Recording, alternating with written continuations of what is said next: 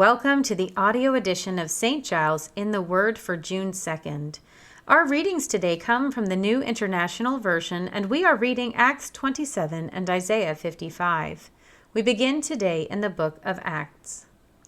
When it was decided that we would sail for Italy, Paul and some other prisoners were handed over to a centurion named Julius, who belonged to the imperial regiment. We boarded a ship from Adramyttium, about to sail for ports along the coast of the province of Asia, and we put out to sea. Aristarchus, a Macedonian from Thessalonica, was with us. The next day we landed at Sidon, and Julius, in kindness to Paul, allowed him to go to his friends so they might provide for his needs. From there we put out to sea again and passed to the lee of Cyprus, because the winds were against us. When we had sailed across the open sea off the coast of Cilicia and Pamphylia, we landed at Myra in Lycia. There the centurion found an Alexandrian ship sailing for Italy and put us on board. We made slow headway for many days and had difficulty arriving off Cnidus. When the wind did not allow us to hold our course, we sailed to the lee of Crete opposite Salmon.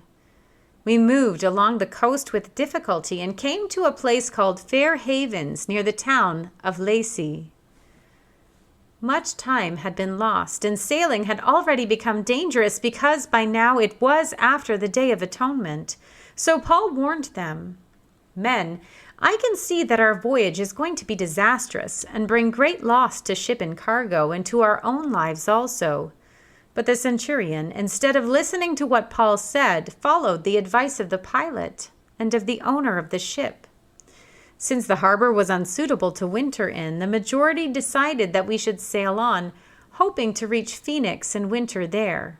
This was a harbor in Crete, facing both southwest and northwest. When a gentle south wind began to blow, they saw their opportunity, so they weighed anchor and sailed along the shore of Crete. Before very long, a wind of hurricane force called the northeaster swept down from the island. The ship was caught by the storm and could not head into the wind, so we gave way to it and were driven along. As we passed to the lee of a small island called Cauda, we were hardly able to make the lifeboat secure, so the men hoisted it aboard. Then they passed ropes under the ship itself to hold it together, because they were afraid they would run aground on the sandbars of Syrtis. They lowered the sea anchor and let the ship be driven along. We took such a violent battering from the storm that the next day they began to throw the cargo overboard. On the third day, they threw the ship's tackle overboard with their own hands. When neither sun nor stars appeared for many days, and the storm continued raging, we finally gave up all hope of being saved. After they had gone a long time without food, Paul stood up before them and said, "Men, you should have taken my advice not to sail from Crete. Then you would have spared yourselves this damage and loss. But now I urge you to keep up your courage, because not one of you will be lost. Only the ship will be destroyed.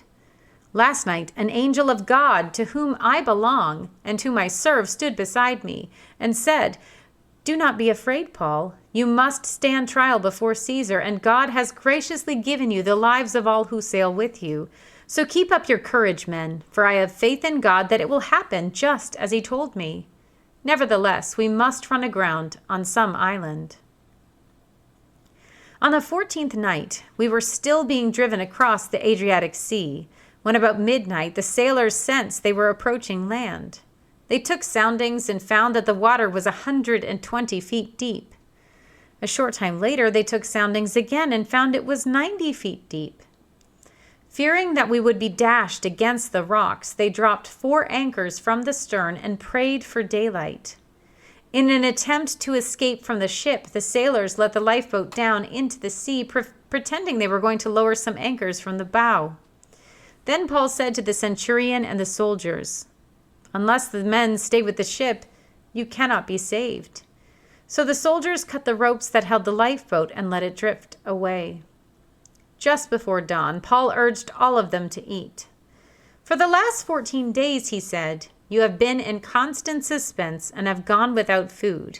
You haven't eaten anything. Now I urge you to take some food. You need it to survive. Not one of you will lose a single hair from his head." After this, he took some bread and gave thanks to God in front of them all. Then he broke it and began to eat. They were all encouraged and ate some food themselves.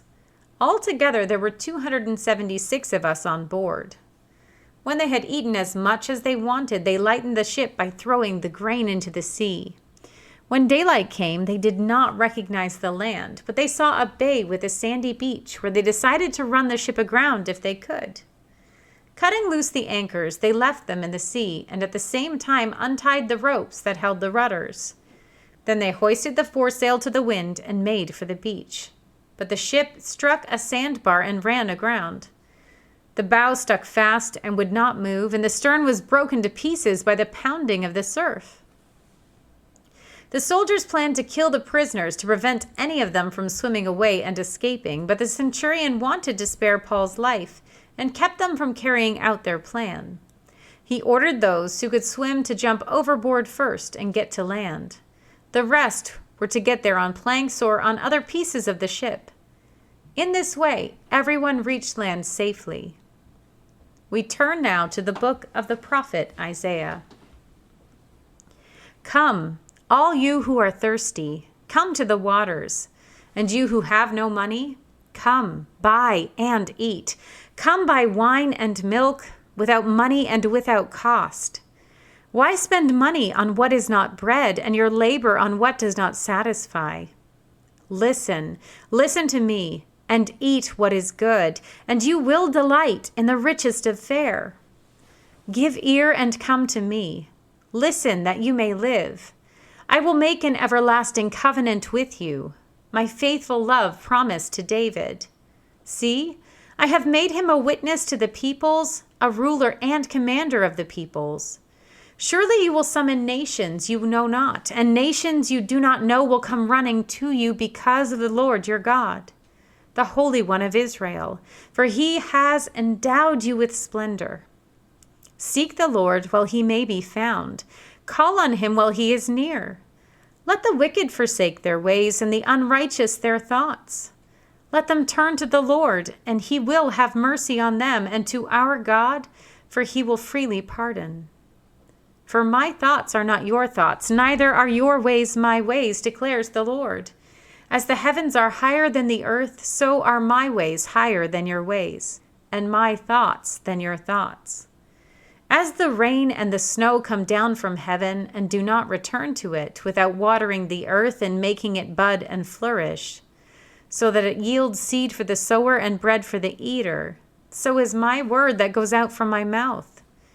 It will not return to me empty, but will accomplish what I desire and achieve the purpose for which I sent it. You will go out in joy and be led forth in peace. The mountains and hills will burst into song before you, and all the trees of the field will clap their hands.